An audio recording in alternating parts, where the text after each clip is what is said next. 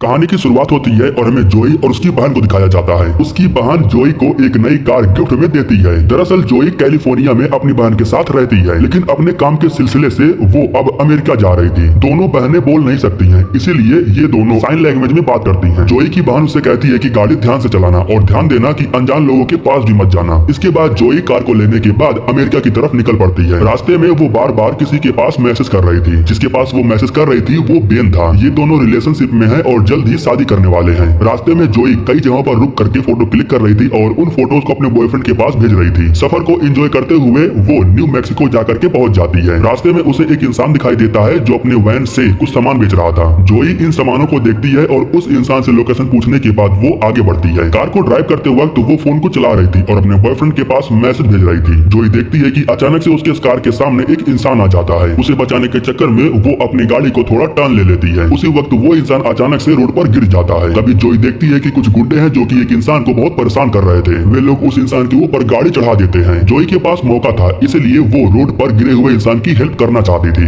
वो उस इंसान के पास जाती है और उसे उठा करके अपनी कार में बैठा लेती है, लेकिन वो खुद जाकर के कार में नहीं बैठ पाती है क्योंकि उससे पहले यहाँ पर गुंडे आ जाते हैं। जोई के हाथ में एक चाकू था जिससे वो इन पर हमला करके इनसे कह रहे थे कि मुझसे दूर हो जाओ। जो बड़े बालों वाला है उसका नाम है वेश। वो चाकू निकालता है और कार में बैठे हुए इंसान के ऊपर हमला करके उसे जान से मार देता है। यहाँ पर जो टॉम था वो जोई से कहता है कि चाकू मुझे दे तो मैं तुम्हें यहाँ से जाने के लिए छोड़ दूंगा, लेकिन तभी जोई जैसे तैसे करके यहाँ से भाग निकलती है। इसके बाद टॉम गन ले करके जोई के पैरों पर शूट कर देता है, जिसकी वजह से वो जख्मी होकर के नीचे गिर जाती है। इसके बाद ये सभी लोग जोई को लेकर के अपने अड्डे पर आते हैं। यहाँ पर ये सभी लोग जोई को टॉर्चर करते हैं और उसके साथ बहुत बुरा सलूक करते हैं। ये सभी लोग एक एक करके उसके साथ गलत काम भी करते हैं। इसके बाद दोस्तों हमें बेन को दिखाया जाता है जो जोई को लेकर के काफी टेंशन में था कि काफी समय से जोई का कोई रिप्लाई नहीं आया था और कोई फोटो भी नहीं आया था। जोई के साथ गलत काम करने के बाद भी इनका मन नहीं भरा था। रात के समय में टॉम आता है और उसे टॉर्चर करना शुरू कर देता है। वो उसे मारता है, पीटता है, टॉर्चर करता है और दारू भी पिलाता है। टॉम कहता है कि हम खानदानी कमीने हैं, हमारा पूरा खानदान यही सब काम करता था, हमारे दादा परदादा यही सब लोगों के साथ करते थे, क्योंकि उनका मानना था कि लोगों के साथ ऐसा ही सलूक करना चाहिए। वो जोई को एक खोपड़ी दिखाता है जो कि मंगेश नाम करके एक इंसान का था। वो भी अपने समय में काफी बाहुबली हुआ करता था। टॉम बताता है कि मंगेश को हमारे परदादा ने ही उसे जान से मारा था। इसके बाद दोस्तों टॉम उसे छोड़ करके अपने दोस्तों के पास चला जाता है। इधर जब जोई अकेली थी तब वो बेन के बारे में सोचे जा रही थी। बेन के बारे में सोचने के बाद उसे पता नहीं क्या हो जाता है। वो अपने हाथों को काफी जोर से खींचती है। उसके हाथों को नुकीले वायर से बांधा गया था। वो वहाँ से आजाद होकर के जैसे ही बाहर आती है तो जो वेस्ट था वो उसे देख लेता है। वो चाकू लेकर के उसके करीब जाता है और उसे जान से मार देता है। अब अगले दिन सुबह में हमें मॉरिस नाम करके एक इंसान को दिखाया जाता है। उसका कुत्ता उसे लेकर के एक बॉडी के पास जाता है और ये बॉडी जोई का था। लोगों ने जोई को खत्म करने के बाद उसे दफना दिया था। मॉरिस उसे लेकर के अपने साथ जाता है और उसके जख्मों पर मलहम पट्टी करता है। वैसे तो वो मर चुकी थी, लेकिन फिर भी वो उसे जिंदा करने के लिए कुछ काला जादू करता है। ये काला जादू करके वो साफ साफ देख पा रहा था कि आखिर जोई के साथ हुआ क्या है। वो देखता है कि किस तरीके से उन दरिंदों ने जोई को मारा, पीटा और उसे टॉर्चर भी किया। इसी बीच अचानक से जोई का शरीर जिंदा हो जाता है। उसके शरीर में अचानक से किसी की आत्मा घुस जाती है। वो काफी खतरनाक दिख रही थी, उसे कंट्रोल करना थोड़ा मुश्किल था। मॉरिस उसके ऊपर मंत्र फूंकता है और उसे नीचे गिरा देता है। मॉरिस के चले जाने के कुछ समय के बाद जोई को होश आता है। वो खड़ी होती है और वहाँ से चल करके रोड पर आ जाती है। रोड पर उसे फोन दिखाई देता है। वो फोन के पास जाती है और बेन के पास कॉल करती है। इसके बाद जब बेन कॉल को रिसीव करता है तब इन दोनों की बात होती है। पहले जोई बोल नहीं पा रही थी, लेकिन अब वो सही से बोल पा रही थी। वो बेन से बात करती है और कहती है कि उन लोगों ने मेरे साथ बहुत बुरा किया। यह सुनकर के बेन टेंशन में आ जाता है और कहता है कि तुम वहीं पर रहना, मैं कॉल को ट्रैक करके तुम्हारे पास आ रहा हूँ। उसी वक्त जोई को रोड पर एक पुलिस की कार दिखाई देती है, लेकिन जब वो पुलिस वाले को देखती है तब उसे मालूम चलता है कि वो भी उन लड़कों के साथ मिला हुआ है जिन लड़कों ने उसके साथ बदतमीजी की। पुलिस वाला अंदर जाकर के जब ड्रिंक कर रहा था तब जोई भी अंदर आ जाती है। जोई एक कांच की बोतल लेती है और उसे फोड़ने के बाद वो पुलिस वाले के पेट में घुसा देती है। वो पुलिस वाले के अतड़ियों को लगातार बाहर निकाल रही थी, जिसकी वजह से उसकी मौत हो जाती है। देखने में तो ऐसा ही लग रहा था कि ये सब कुछ जोई नहीं कर रही है, बल्कि उसके अंदर का आत्मा कर रहा है। फोन को ट्रैक करने के बाद जब बेन उस लोकेशन पर पहुंचता है तब वो पुलिस वालों को देखता है। वो पुलिस वाले को बताता है कि मैंने आपके पुलिस स्टेशन में कॉल किया था, मैं जोई नाम करके एक लड़की को ढूंढ रहा हूँ जो यहाँ से कॉल की थी। पुलिस वाला कहता है कि यहाँ एक लड़की तो थी और उसने कुछ लोगों को जान से मार दिया है। यह सुनकर के बेन कहता है कि जोई ऐसा नहीं कर सकती है, वो बहुत मासूम है। कुछ समय के बाद उस पुलिस वाले को देखने के लिए वो लड़के यहाँ पर आते हैं जिन्होंने जोई को किडनैप करके रखा था। दरअसल वो पुलिस वाला भी इनका काफी अच्छा दोस्त था। यहाँ पर बेन टॉम के पास आता है और जोई की तस्वीर दिखा करके उससे उसके बारे में पूछने लगता है। यहाँ पर ये लोग कोई लफड़ा नहीं करते हैं, बल्कि बेन से कहते हैं कि हमने इसे नहीं देखा है। इतना कहने के बाद ये लोग यहाँ से चले जाते हैं। अब दोस्तों अगले दिन सुबह में हमें जोई को दिखाया जाता है जिसकी आंख एक फार्म हाउस के अंदर खुलती है। अब पता नहीं वो यहाँ कैसे आ गई, लेकिन जब वो अपने आप को आईने में देखती है तो वो खुद को देख करके रोने लगती है। इस फार्म हाउस के अंदर उसे ढेर सारा सारा हथियार भी दिखाई देता है। इसके बाद वो जो सभी दोस्त थे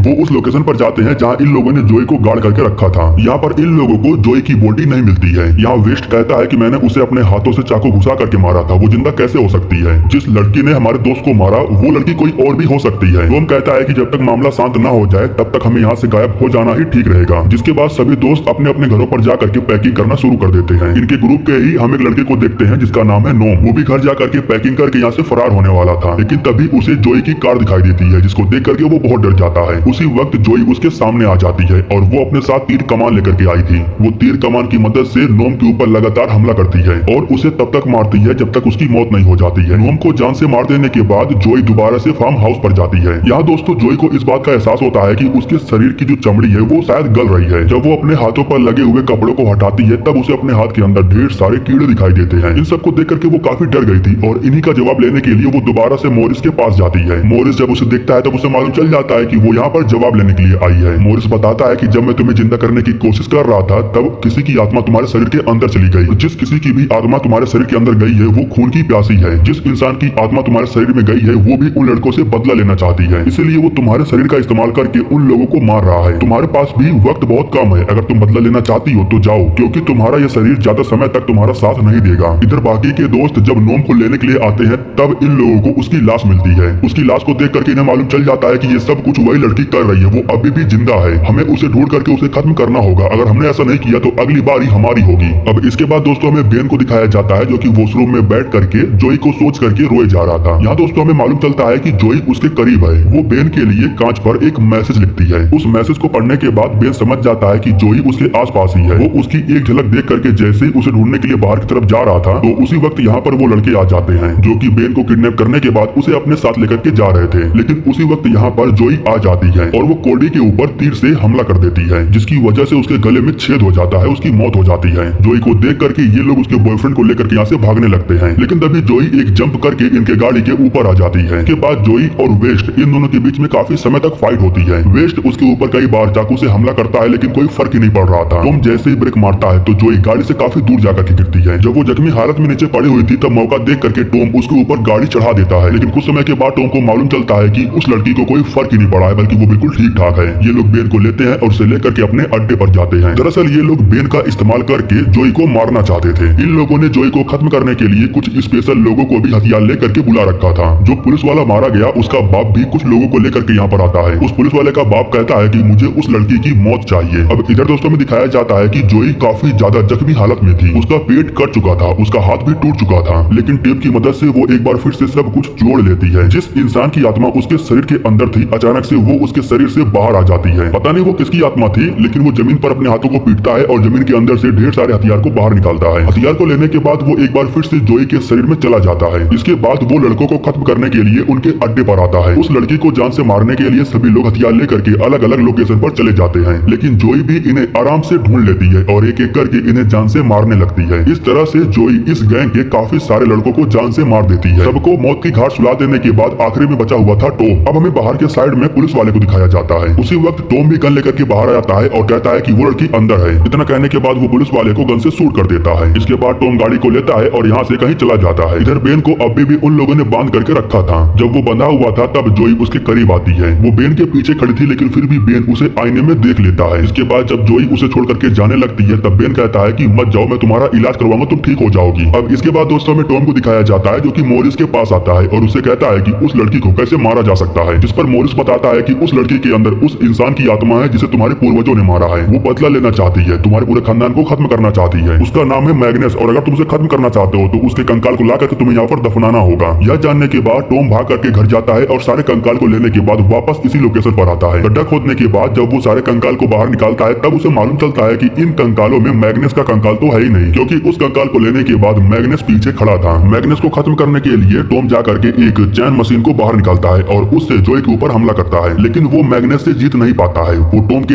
एक हाथ को ही काट देता है। टॉम का हाथ कट जाने के बाद उसे मौका मिलता है और वो उसके गले को काट देती है, लेकिन दोस्तों इस बीच टॉम को भी मौका मिल गया था। वो चैन मशीन से जोई के शरीर के 2 टुकड़े कर देता है। कुछ समय के बाद जब बेन यहाँ पर आता है तब वो जोई की कटी हुई बॉडी को देखता है। उसका आधा शरीर गड्ढे में था और वो खुद को दफनाने की कोशिश कर रही थी। जब बेन यहाँ पर आता है तब जोई उससे रिक्वेस्ट करती है कि वो उसे जिंदा जला दे, क्योंकि जब उसे जलाया जाएगा तभी वो मरेगी। उसके ऊपर ऑयल गिराने के बाद वो उसे जिंदा जला देता है। इस तरह से जोई की मौत हो जाती है और मैग्नस की आत्मा को भी शांति मिल जाती है। इसी के साथ दोस्तों ये कहानी यहीं पर खत्म हो जाती है।